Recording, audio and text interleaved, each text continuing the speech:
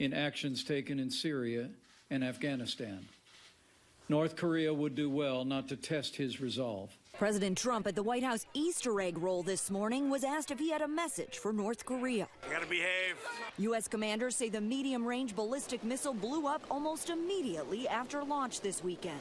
An embarrassment for North Korean leader Kim Jong-un. And there's speculation a U.S. cyber attack may have contributed to its failure, though the White House isn't commenting. There's a very strong belief that the Americans, through cyber methods, have been successful on several occasions in interrupting these sort of tests and making them fail. But threats remain. Hours before that launch, the dictator flaunted in a massive military parade what appeared to be new and sizable intercontinental ballistic missiles. As North Korea prepares a sixth nuclear test, the Trump administration is looking to China to use its muscle for change, or else. If China is unable to deal with North Korea, the United States and our allies will. The vice president's next stop, Japan, where the North Korean threat will remain at the top of the agenda. Megan Hughes, ABC News, Washington. Developing now, protesters across the country demanding that President Trump release his tax returns. Demonstrations took place over the holiday weekend in several cities, including here in D.C., New York, Chicago, Los Angeles, and San Francisco. And President Trump responded with tweets saying the election is over and his tax returns are still being brought up. Well, today, Neil Gorsuch takes the bench as the newest Supreme Court justice. Gorsuch and the other justices have 2 weeks of oral arguments that include a significant religious liberty case.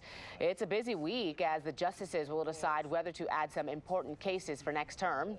They're expected to announce opinions Tuesday and Wednesday, and they will hear arguments for the last scheduled sitting of the term. Well, elementary school in San Bernardino has reopened 1 week after a deadly shooting. Classes at North Park Elementary resumed this morning. Security has been tightened and counselors are on hand for students and staff. The school had been closed since last Monday after a man walked into his estranged wife's classroom, shooting and killing her and an 8-year-old student before turning the gun on himself. United Airlines making a major policy change following that video showing a passenger being dragged off a plane. The airline says it will no longer allow crew members to displace customers who have already boarded a plane. The change also requires staff and crew to check in at least 60 minutes before a flight. That way they can't bump anybody off at the last minute. And United is making more headlines this noon for kicking a couple off a flight as they were heading to their destination wedding, but the two sides are telling a different story. Michael Hull and Amber Maxwell were traveling to Costa Rica when confusion over seating landed them back in the terminal. The couple says someone is asleep in their assigned seats, so they moved up a few rows. When a flight attendant asked them why they weren't in their assigned seats, that's where the trouble started. When they first pulled us off, they said that they would get us transportation in a hotel for pulling us off the plane for apparently no reason other than the fact that we were in the wrong seats. And even though we moved to the right seats, we're still taken off the plane. And then after that became a, well, we'll give you a 50% voucher to nothing. Well, the airline has a different story. They claim the couple actually tried to sit in an upgraded seat repeatedly and wouldn't follow crew instructions. The couple was rebooked for another flight the next morning. Okay. Okay, Doug.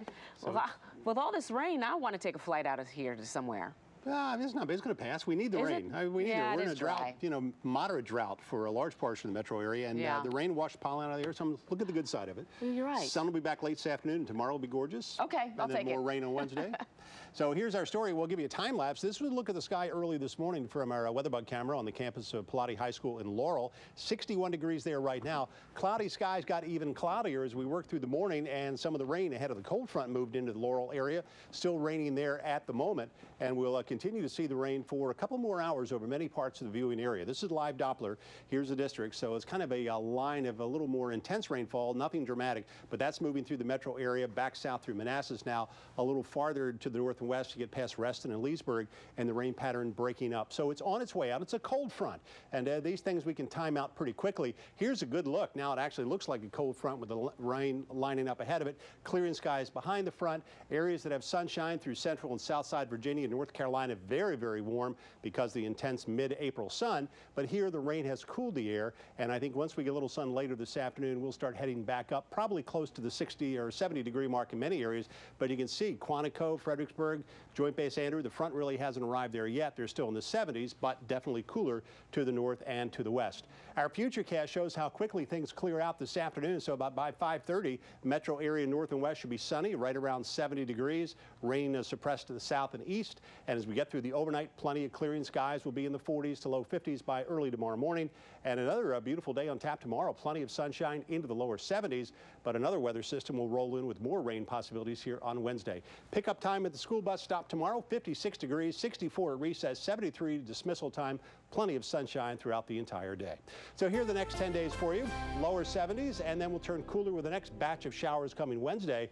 Then a strong warm front rolls through on Thursday with showers and thunderstorms. Could hit 82, clearing skies on Friday and 71. And then we go into a little cooler stretch, not cold, not like we had in March and early April when it got really chilly behind these fronts, but we do see temperatures a couple degrees below average